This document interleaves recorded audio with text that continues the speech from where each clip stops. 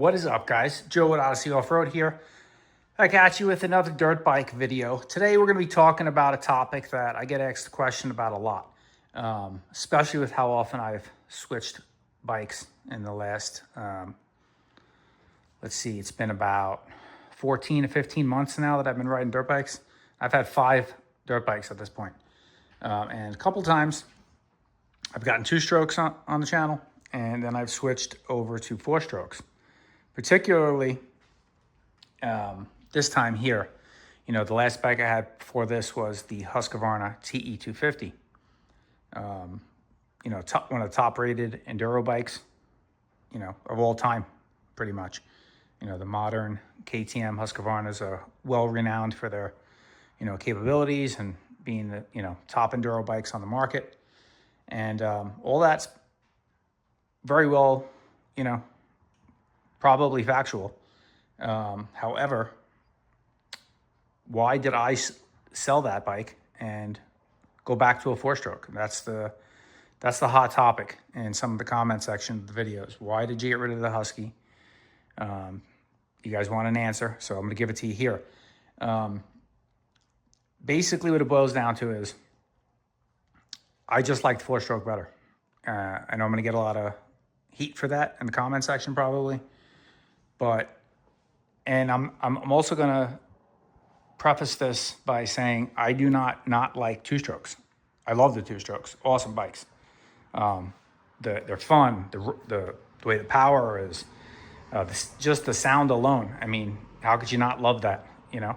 But I myself ride a lot. I put a lot of hours on the bikes.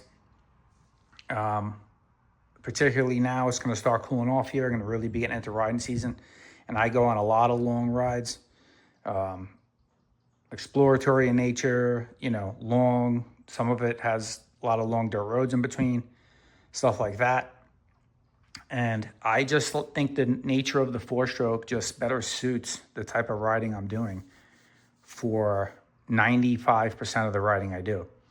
Now, of course, the enduro 2-stroke, particularly the TE250 I had, is going to be much more well suited for the slow, rocky stuff. That goes without saying. That's the bike you get, or a 300 2-stroke, if that's the kind of stuff you're going to be doing all the time. But I would say if you're anything over 5 miles an hour, you're not losing out on anything, to be honest with you. And with the higher speed stuff, I honestly think this bike's even better. So I'm not opposed to getting another 2-stroke on the channel. And I don't think that's out of the realm of possibility, you know, in the future. But it's going to be different. It's going to be going down a different avenue, so to speak. We're going to have the 4-stroke as the primary every week going out riding bike.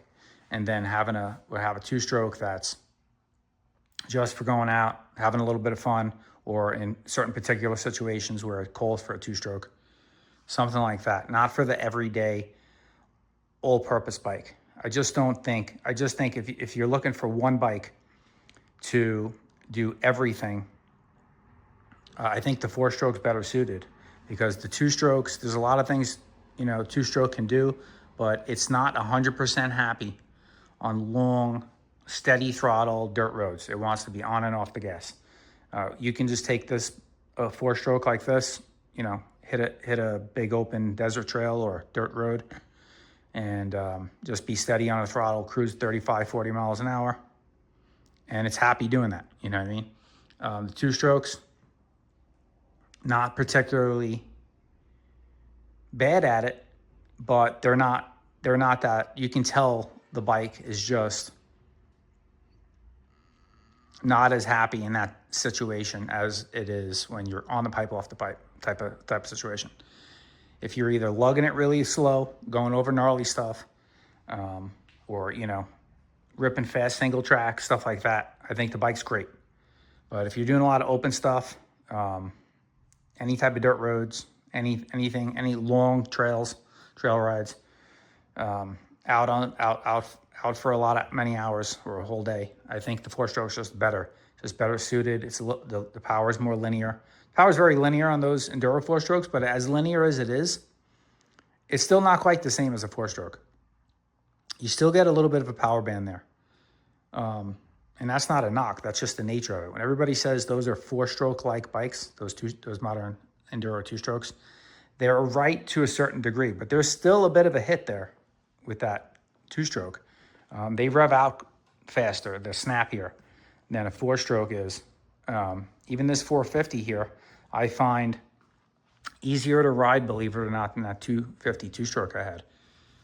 It's just, maybe I'm just more comfortable being on a 4-stroke, but, you guys all ask, not all of you, but a lot of you have asked why get rid of the TE250. It's a great bike. Why go from a 2-stroke to a 4-stroke? And that's really the reason for me. I think this is just better suits my everyday riding. Is there going to be a handful of times where I'm like, oh man, I wish I was on a 2-stroke? I'm going to be in certain situations, for sure. Guaranteed that's going to happen. But for 95 to probably 98% of the riding I'm doing, this is the bike. And another thing is when I got rid of my WR250F for the TE250, I was kicking myself ever since that bike left my driveway in the back of the gentleman's truck who purchased it. I missed it from the minute it left. I had regrets. So there was times I was on my TE250 thinking I missed my WR. So that says a lot. It's, everybody's got different tastes, and that's just personally my preference. So that's really what it boils down to. Another thing, not to be a bashing session on a particular brand or anything else, or drive a wedge in the comment section here, but I wasn't overly impressed by the Husqvarna, if I'm being 100% honest with you. For what those bikes cost, I think is a great bike. Don't get me wrong. I'm not saying it's like a piece of junk, but I don't think the bike's worth any more than other bikes on the market. I just don't. I just don't see the KTM and the Husqvarnas. I know if you ask the dealerships that sell them, of course, they're going to, give you a song and dance about how and why they're better. But I've worked and wrenched on all these bikes that I've had, and I don't see the quality difference there compared to, say, Yamaha. I don't see it. I'm sorry. You guys can kill me in the comments. That's fine. But I don't think it's worth $13,000, for a Husqvarna 300 or a KTM 300 or something like that. And I'm not opposed to buying another bike from one of those companies. I think they make great products. I just think they're a little bit exacerbated as to how good and them being made out to be the absolute cream of the crop. I don't see that being the case. Sorry, I don't. I guess if you're doing only one type of riding, if you're doing just gnarly hard enduro, and that's all you ride ever, well, I guess they kind of got the 2-stroke market cornered. So yeah, you're going to think that probably. But if you're the general trail rider and general dirt bike,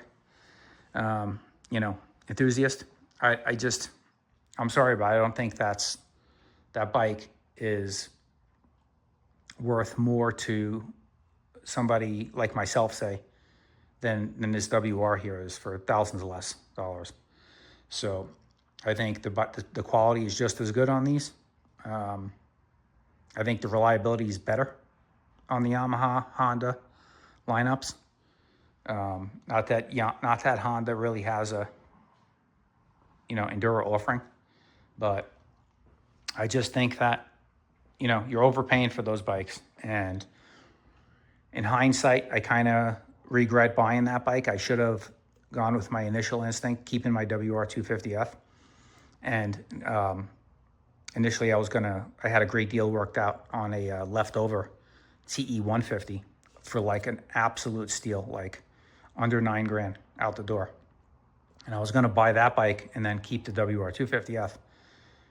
But I went down a rabbit hole, ended up blowing my budget and buying the 250, a brand new one. And just wanted to see, just because honestly, part of me wanted to really see what all the hype was about. And I just didn't see the hype. I guess, again, it boils down to what type of riding you're going to do. And if I was doing strictly hard enduro, under 5 miles an hour, you know, rock crawling scenarios every day, every time I went out on it, well then for sure, that's the bike I'm gonna probably choose. But for general trail riding, which is what I do, this bike honestly suits me better. And again, I'm not ruling out getting another 2-stroke in the future. Totally open to that. I'm actually enthusiastically open to it, but it's gonna be a totally different ball game when I do. I think it's gonna be either I'll get a KTM Husky type bike, like the XC, the cross country models. Like if I can get a leftover one, get a really good deal and have it as a second bike, you know, fine.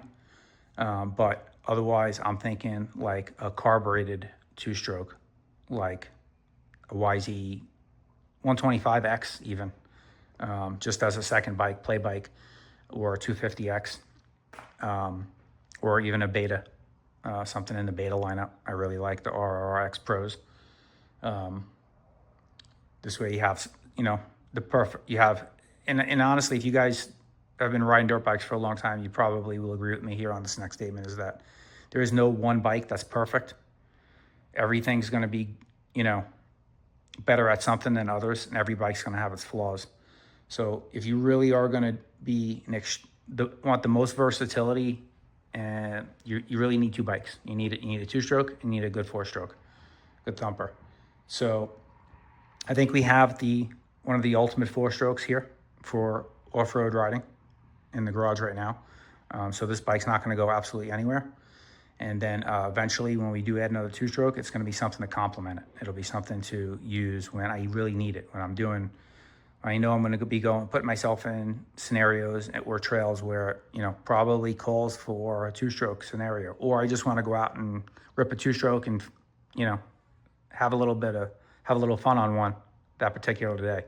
I'll have that as well to complement this bike here. So that's why that's me again.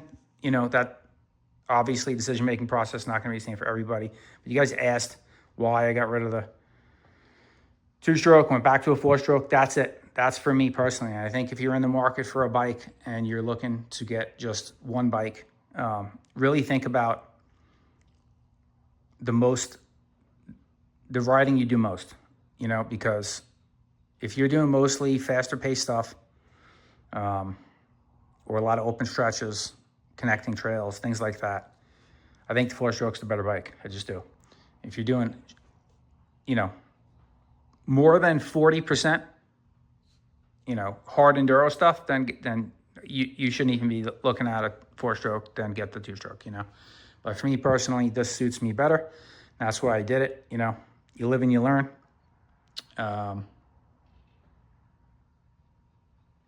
So that's it, guys. We will end this one here. Make this rather short for a change, rather as compared to some of my other videos. But I appreciate you guys watching. Again, just made this one for those of you who kept asking. Get that question a lot here in the WR videos, as some of you are catching on who maybe missed the initial reveal video as to where the TE250 is and why. You get to keep getting that question over and over. So hopefully this answers that question for you guys. You guys want to argue that in the comment section? Let's go. So more than happy to entertain some comments there and strike up a conversation with you down there. So look forward to that. This is Joe at Odyssey Off-Road. Appreciate you guys watching. I hope you guys stay tuned. Stick around on the channel for the WR content and to what's to come. You know, you never know on this channel. Things could change in a heartbeat. So we're always doing something to surprise you. So again, click that subscribe button if you haven't already.